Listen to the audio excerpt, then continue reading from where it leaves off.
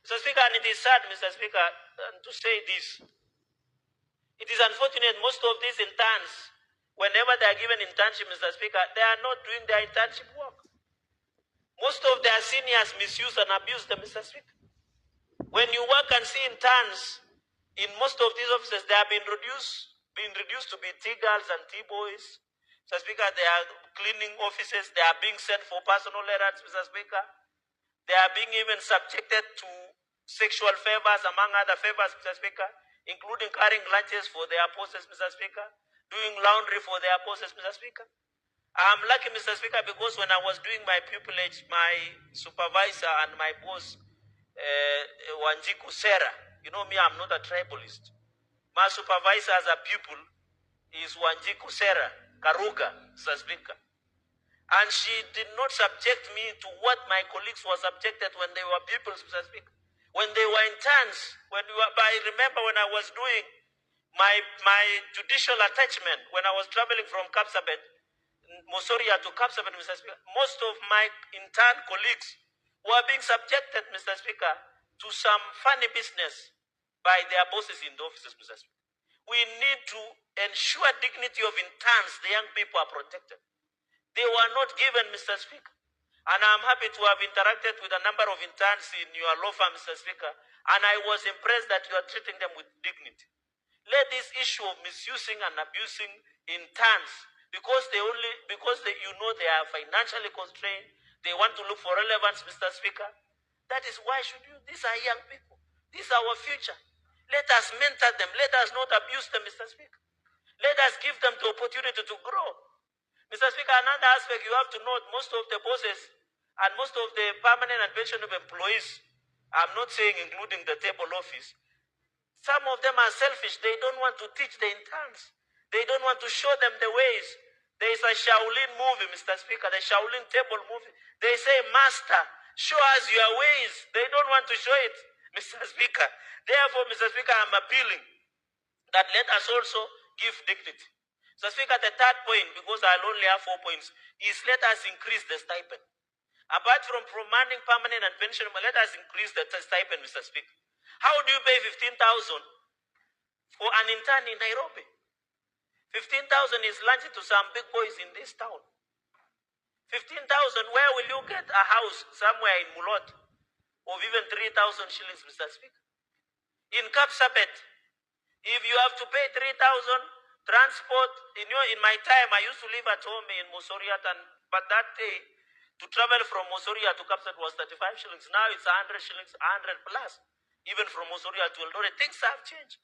The cost of living has gone up. How do you give an intern 15,000 shillings as a stipend? That is why they are prone to abuse. That is why they are being misused. Because they don't have finances. I meet parents most of the time. They are telling me my child is doing internship in Nairobi or Mombasa or anywhere, Mr. Speaker. But they cannot, they want money for rent, they want money for transport, because we are giving them 15,000. How do you pay 15,000 a young person at this day and era, Mr. Speaker? Let us give even 50,000. 50,000, they can get a decent housing in Gumo or Rongai or Mukuru kwa Ruben. At least they can get something of 10, 15,000 to live in, Mr. Speaker. Or even where I was living in high-rise, and we were living like 4 men in one room, Mr. Speaker. I don't, Mr. Speaker, it's not imaginable, but that's how we survive.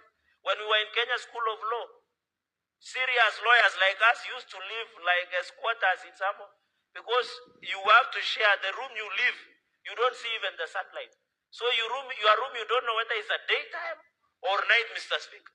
Let us improve to 50,000 so that the youth interns can have opportunity to live a decent life. They can buy clothes, they can get transport, they can get food, they can get a better rent, Mr. Speaker. Let us make it to 50,000 plus so that the young people, Mr. Speaker, can... I'm not saying the young people should increase order to end our big issue.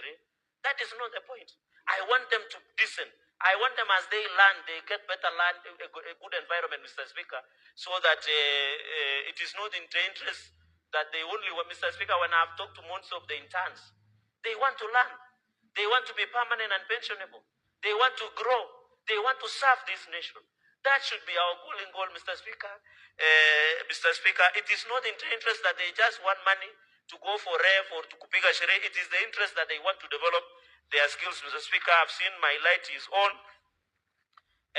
So that is why I'm proposing that we increase the current stipend from 15,000 to 30,000. And I want to challenge the National Assembly, the Senate, the county assemblies. Senator Chirorge, want to bring your attention to standing order 92.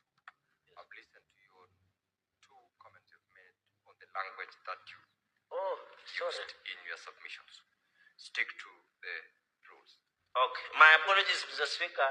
You know, as we also debate on the House and follow the rules, there are many young people who are following this conversation. So I'm trying to touch base with them as well as play by the rules. But my indulgent Speaker, please forgive me.